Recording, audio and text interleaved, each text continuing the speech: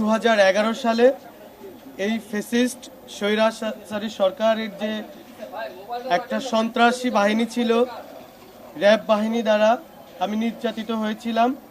নির্যাতন হওয়ার এক পর্যায়ে আমাকে শার্টের কলার ধরে আমার পায়ে অস্ত্র থেকে গুলি করার পরে আমার একটা পা কেটে ফেলতে হয় এবং আমি সারা জীবনের জন্য পঙ্গুত্ব বরণ করি। এখানেই শুধু শেষ নয়, আমার পা কাটার পরেও আমার এই এক পা নিয়ে আমি কোর্টের বারান্দায় অনেক দিন হাজিরা দিতে হয়েছিল। আমার নামে মামলা করা হয়েছিল।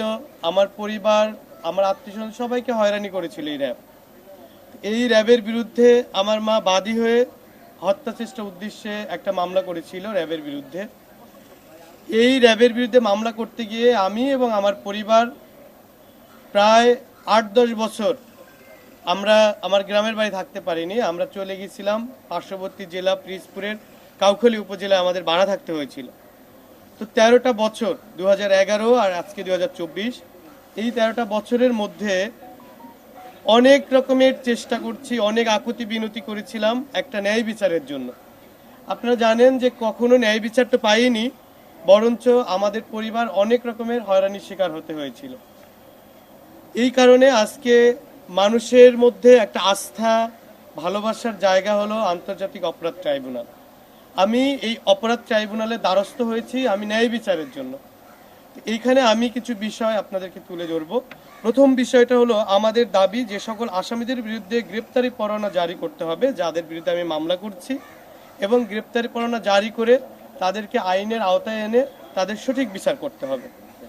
2 নম্বরে হলো ফেসিবাদী হাসিনার শাসন আমলে আমরা চাইলে অপরাধী সকলে আসামি হিসেবে অন্তর্ভুক্ত করতে পারিনি, কারণ সবাইকে আমরা আসামি করতে চাইছিলাম কিন্তু অনেক বাধা বিপত্তি ছিল, অনেক রকমের হুমকি ধুমকি ছিল, তাই আমরা কিছু আসামিদের করতে পারিনি। তার মধ্যে অন্যতম হলো এই তারেক আহমেদ সিদ্দিকী, জিয়াউল হাসান এবং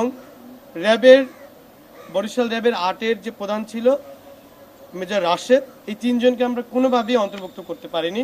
আজকে অপরাধ ট্রাইব্যুনালের মধ্যে এই 3 জনকে আমরা অন্তর্ভুক্ত করেছি। আসামিদের নাম আসলে আমি এই মুহূর্তে বলতে চাচ্ছি না, সবার নাম এটা আপনার পরে জানতে পারবেন। আচ্ছা, 3 নম্বরে হলো আমার র্যাব যেহেতু একটা সন্ত্রাসী সংগঠন নামে দিন দিন পরিচিতি পাচ্ছে। আমরা জানি যে নারায়ণগঞ্জ 7 খুন থেকে শুরু করে চিটাগাংয়ের মাজার ডাকাতি, এরকম অনেক অজস্র অপরাধ আছে র্যাবের বিরুদ্ধে, চাঁদাবাজি, গুম, খুন অনেক। তো তাই র্যাব যেহেতু আমার কাছে মনে হচ্ছে যে একটি সন্ত্রাসী সংগঠন, তাই র্যাবের বিলুপ্তির দাবি জানাচ্ছি। 4 নম্বরে হলো মামলা করতে গেলে তাদের বিরুদ্ধে কেউ মামলা নিতে চায়নি, সে কারণে কোনো রকম দায় এড়ানোভাবে মামলা রেকর্ড করতে তারা গড়িমসি করেছে।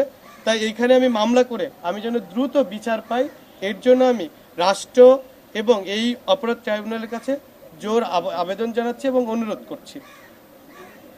13 বছর ধরে আমি এবং আমার পরিবার হয়রানির শিকার হয়েছে এই র্যাবের দ্বারা বিভিন্ন রকমের। বিশেষ করে এই যাদের নাম বললাম তারা এক রকমের মাস্টার মাইন্ড ছিল। এরা আমার পরিবার, আমার আত্মীয় স্বজনকে পর্যন্ত তারা আমাকে মামলা তুলে নেওয়ার জন্য হুমকি দিছে। ইভেন এই যে জিয়াউল হাসান ছিল, ইনি আমাকে কয়েকবার তার অফিসে ডেকে নিয়ে আমাকে মামলা তুলে নেওয়ার জন্য অনেক হুমকি দিয়েছে। তাই আমি চাচ্ছি যে এই মামলাটার ন্যায় বিচারের জন্য একটা রাষ্ট্রে যেন দৃষ্টান্ত স্থাপন করতে পারে যে আসলে আইনের ঊর্ধ্বে কেউ না, যত বড় বাহিনী হোক না কেন, প্রত্যেকটা বাহিনী অপরাধ করলে অপরাধের শাস্তি পেতে হয়। তাই আমার মামলাটার ন্যায় বিচার করে দ্রুত বিচার প্রতিষ্ঠিত করতে পারলে বাংলাদেশে একটা নজির স্থাপন হবে। তাই আমি আবারও ট্রাইব্যুনালের কাছে জোর আবেদন জানাচ্ছি তারা যেন আমার মামলাটা গুরুত্ব সহকারে দেখে এবং বিচার করে।